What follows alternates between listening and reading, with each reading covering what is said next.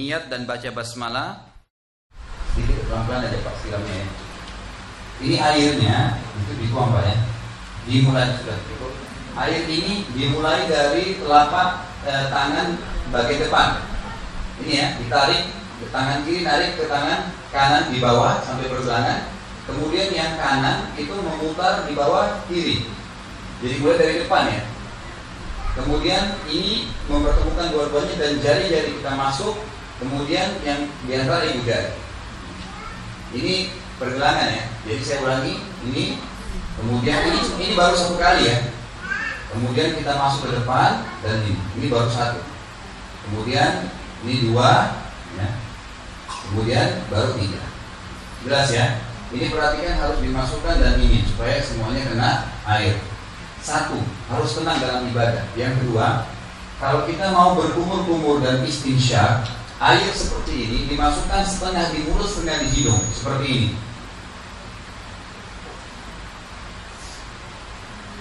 Jadi yang dimasukkan di mulut setengah, dikumur-kumurkan, yang di hidung dihirup, tangan kiri membuang yang di hidung, tapi tangan kanan mulut tetap berkumur-kumur. Saya ulangi.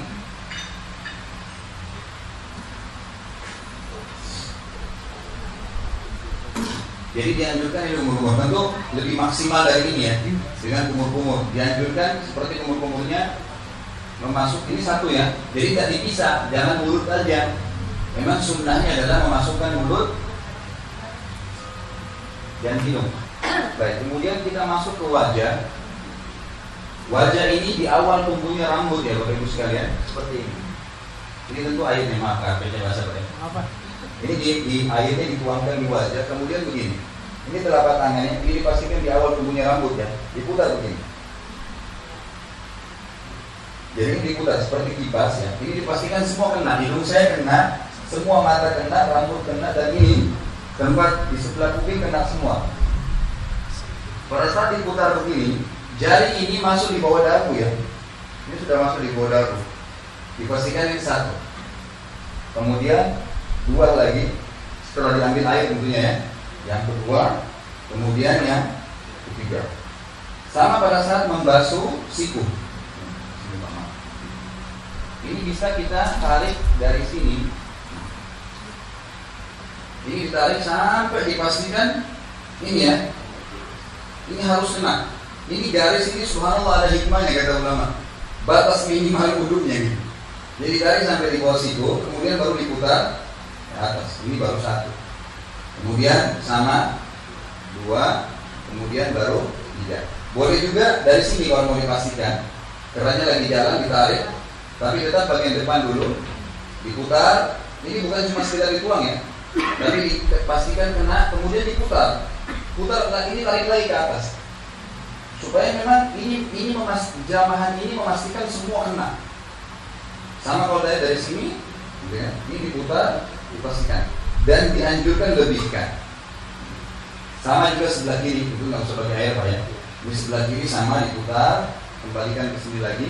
Atau kalau dari sini diambil dari ini dipastikan semua kena ya. Dipegang sikunya, kemudian didorong sampai ke depan, diputar lagi ke ini dipastikan putar. Baru satu.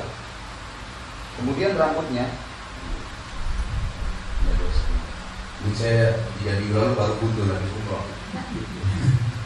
Jadi rambutnya ini dipastikan seperti ini ya. Ini ditarik ke belakang sampai ke tengkuk. Kemudian dikembalikan lagi. Kemudian ini jari masuk di sini, tapi bukan cuma disentuh ya. Memang ditekan dan ini mutar seperti keluarin kotoran gitu. Satu.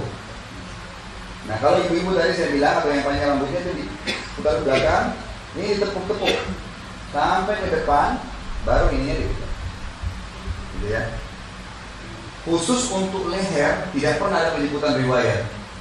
Jadi kita nggak usah mengusap leher secara khusus. Dan ulama mengatakan yang mengikuti sunnah Nabi sebenarnya pada saat musab kepala tadi ke belakang sampai ke tengkuk itu sudah kena lehernya. Tapi secara khusus leher tidak ada.